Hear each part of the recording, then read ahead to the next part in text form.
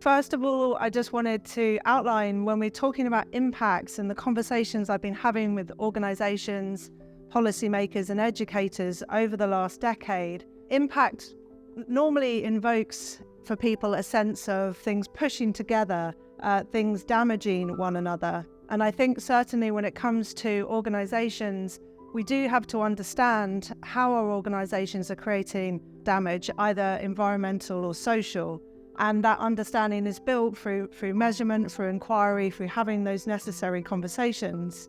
The point I want to make is that there are also a huge amount of positive benefits our organisations are having, and both matter. And we have to look at both, not just because if we get stuck on the damaging areas, it can quickly get into overwhelm and disconnect. And if we get stuck in the positive spheres, then we are fooling ourselves. So I think it's really important when we're talking about impact to remember that there is detrimental and there is also the positive.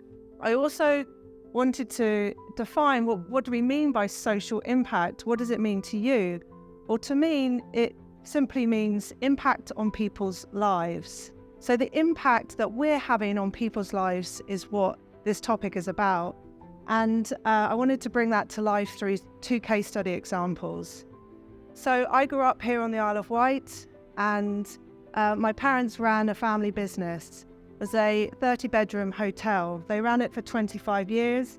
It had 2 bars, 2 restaurants, and 60 staff members. When they bought the business, it was not a thriving organisation, and they used the European Business Excellence Award as a model to develop how they would function. Now, that model held people at the centre of it. It had people at the heart of how they were functioning as a business. Now, that was 25 years ago, and the B Corp structure is a lot more comprehensive and systemic by design. But I think what it gave me the experience of from a very young age and has influenced my life and my direction of career is that it helped me understand what it means to invest in people's lives as you're growing a business. They looked at their staff, they looked at their community that they were working in, they looked at their suppliers, at the infrastructure that supported them from a maintenance point of view, and they looked at their customers. So those were the 5 spheres that they spent time and dedication looking into those areas and understanding what it meant, both from a positive and a negative impact perspective. And I witnessed, and I'm still having conversations at school gates today about the impact that organisation had on people locally. And I know that when we invest in our staff and we give them the opportunity to bring ideas to the table, they had a bottom-up management system. It activated the staff to get involved in the business. They brought their ideas, their issues, and their recommendations, importantly, to those meetings on a weekly basis. They felt included. They also had a continual learning scheme so that staff members could invest in themselves and their own personal growth and development, with a defined bracket of money available for any staff member over the year. And those decisions to invest in their team members had disproportionate impacts on how the business grew.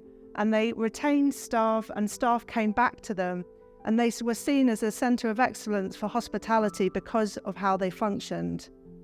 I also witnessed how, through the apprenticeship schemes that they set up with the community, it actually built a whole infrastructure around them.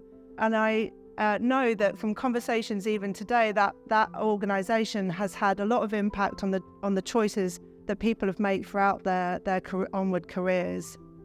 So people lives matter, and it helped that business grow into a thriving company that they sold it at 25 years later.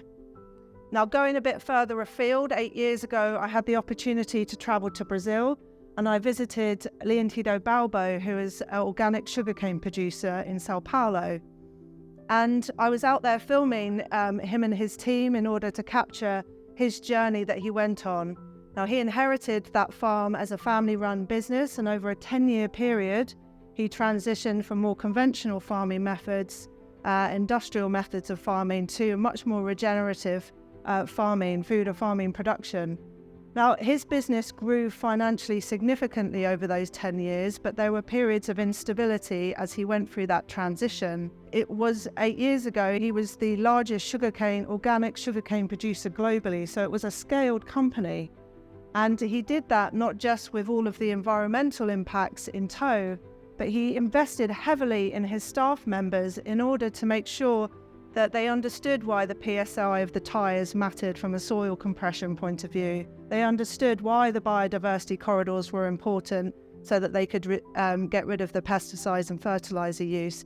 And that investment in the learning and understanding and mindsets of his team meant that he was attracting staff more directly into a top talent into his organization. And he was also working with other farmers to spread the insights that he was drawing from that experience into other farms within Brazil. And I think we might share the video that was captured there in a follow-up, because it's a really interesting case study to look at. But there was that investment in his people, and that meant he became a center of excellence and a place people were drawn to work at. And to learn and then take those skills into across farms right across Brazil. So he was spreading that knowledge and insight across hundreds of other producers in the country. So if we come back round to that question, just as I close, what does this topic mean to you? And that is what I'm really looking forward to getting into in the next phase of the event. So thank you very much.